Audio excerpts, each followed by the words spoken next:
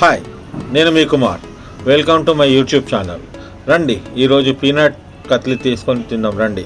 దీనికి ముందుగా ఒక ప్లేట్లో 1 కప్పు పల్లీలను తీసుకోండి. ఇప్పుడు స్టవ్ వెలిగించి ఒక ప్యాన్ పెట్టుకోండి. అందులో కప్పు పల్లీలను పోసి వేయించండి.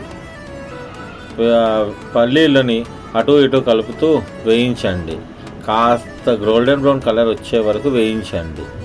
ఇట్లా నలిపితే పై పొట్టు వెళ్ళిపోయే వరకు వేయించండి. లో ఫ్లేమ్ మీద వేయిస్తూ ఉండండి. మినిమం 15 నిమిషాలు వేగాక పల్లీలను వేగాక చూసుకొని దించేసుకోండి. ఈ పీనట్ కత్లీ శరీరానికి ఎంతో శక్తినిస్తుంది, ఉత్తేజాన్ని ఇస్తుంది.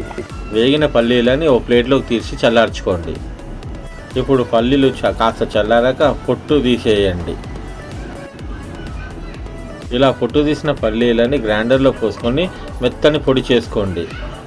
పొడి చేసుకున్న పొడిని జల్లెడలో పెట్టి జల్లించండి. కాస్త బరకగా ఉన్న పొడిని మళ్ళీ గ్రైండ్ చేసుకొని మళ్ళీ జల్లించండి. ఈ పీనట్ కత్లీ కాజు కత్లీకి సమానంగా టేస్ట్తోనే ఉంటుంది. పిల్లలు ఎంతో ఇష్టంగా తింటారు. ఇప్పుడు పొయ్యి మీద ప్యాన్ పెట్టి స్టవ్ వెలిగించండి. ఇందులో 3/4 కప్ షుగర్ వేయండి. 1/2 కప్పు నీరు పోయండి. నీరు పోసి కలుపుతుండండి.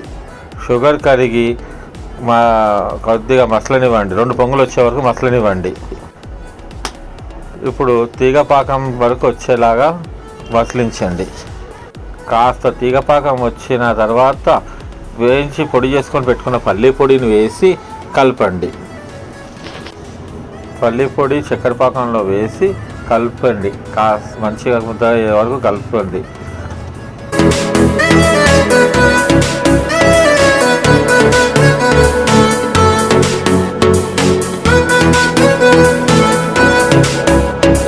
తర్వాత 1/2 కప్పు పాలపొడి వేయండి. అందులోనే పాలపొడి వేసి మంచిగా కలపండి.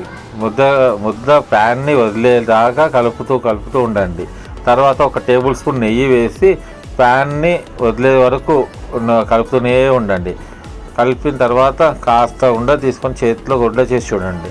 ఉండ కడుతుంటే స్టవ్ ఆపేసేసి నెయ్యి రాసుకున్న ప్లేట్లో దించి సమానంగా చేసుకోండి. చల్లార్చండి.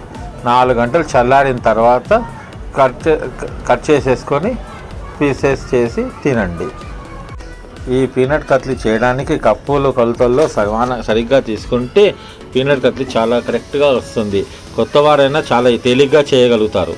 మీరు ట్రై చేసి చూడండి. ఈ వీడియో నచ్చితే లైక్, షేర్, సబ్స్క్రైబ్ చేయండి.